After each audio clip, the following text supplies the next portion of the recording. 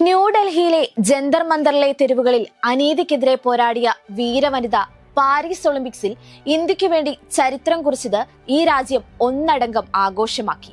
സമരപാതയിൽ പ്രതിസന്ധികൾക്ക് മുന്നിൽ പതറാതെ പൊരുതിയ അതേ വീര്യത്തോടെ ഗോദയിലും വിനേഷ് ഫോഗട്ട് എന്ന വനിത ചരിത്രം തീർത്തു.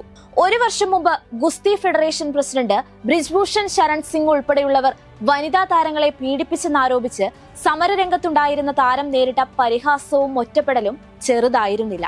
അതിനു പിന്നാലെ പാരീസ് ഒളിമ്പിക്സിൽ സ്വപ്ന നേട്ടം കൈവരിച്ച വിനേഷ് ഫോഗട്ടിനെ ഒന്നടങ്കമായിരുന്നു ആരാധകർ ഏറ്റെടുത്തത്. ചൊവ്വാഴ്ച ഗോദയിൽ നേടിയ തുടർച്ചയായ 3 ജയങ്ങളോടെയാണ് താരം ഫൈനലിലെത്തിയത്. ഒരു അന്താരാഷ്ട്ര മത്സരത്തിൽ പോലും തോൽക്കാതെ. ഒളിമ്പിക്സിലെ സ്വർണ്ണത്തിളക്കമുള്ള ജപ്പാന്റെ യൂയി സുസാക്കിയായിരുന്നു പ്രീ ക്വാർട്ടറിൽ ഫോഗട്ടിന് മുന്നിലെത്തിയത്. മത്സരത്തിന്റെ അവസാന നിമിഷങ്ങളിൽ ഫോഗട്ട് നടത്തിയത് ഗോദ കണ്ട ഏറ്റവും വലിയ തിരിച്ചുവരവുമായിരുന്നു. 5 സെക്കൻഡ് മാത്രം ബാക്കി നിൽക്കെ സുസാക്കിയെ മലർത്തിയടിച്ച ഫോഗട്ടിൽ ലോകം കണ്ടത് ഉശിരുള്ള ഒരു പോരാളിയെയായിരുന്നു. തോൽവി അറിയാത്ത 82 മത്സരങ്ങൾക്ക് ശേഷം സുസാക് തോറ്റെന്ന വാർത്ത ഗുസ്തി ലോകത്തെ തന്നെ ഒന്ന് ഞെട്ടിച്ചു. നമ്മുടെ രാജ്യം അവിടെയും പുഞ്ചിരിച്ചു. സുസാക്കിയെ മറിച്ചിട്ടതോടെ ഫോഗട്ട് അതിശക്തയായി മാറിയിരുന്നു. ക്വാർട്ടറിൽ യുക്രൈന്റെ ഒക്സാന ലിവാച്ചിനെയും സെമിയിൽ ക്യൂബയുടെ യുസൈലിസ് ഹുസ്മാനെയും തോൽപ്പിച്ച് ഒടുവിൽ വിനേഷ് ഫോഗട്ട് എന്ന ഇന്ത്യയുടെ ആവേശം ചരിത്ര ഫൈനലിലേക്ക് എത്തുകയായിരുന്നു.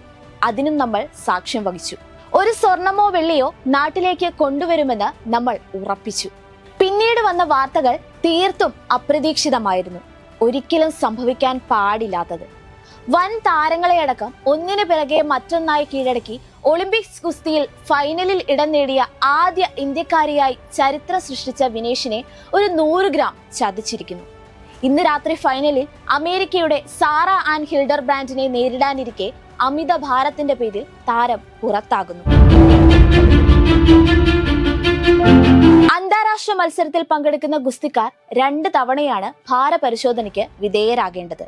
ഒന്ന് പ്രാഥമിക റൗണ്ട് ആരംഭിക്കുന്ന ദിവസം രാവിലെയും മറ്റൊന്ന് ഫൈനൽ ദിവസം രാവിലെയും. ചൊവ്വാഴ്ച രാവിലെ നടന്ന ഭാരപരിശോധനയിൽ 50 കിലോഗ്രാം മത്സരത്തിന് ആവശ്യമായ നിശ്ചിത ഭാരപരിധിക്കകത്തായിരുന്നു ഫോഗട്ട്.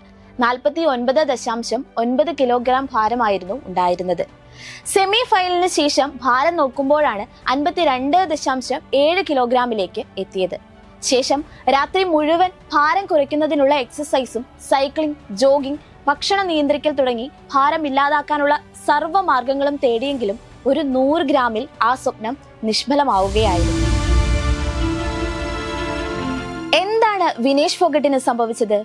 ഭാരവും ഫിറ്റ്നസും ഒക്കെ ഏറ്റവും ശ്രദ്ധിക്കേണ്ടിയിരുന്നത് കോച്ചായിരുന്നില്ലേ?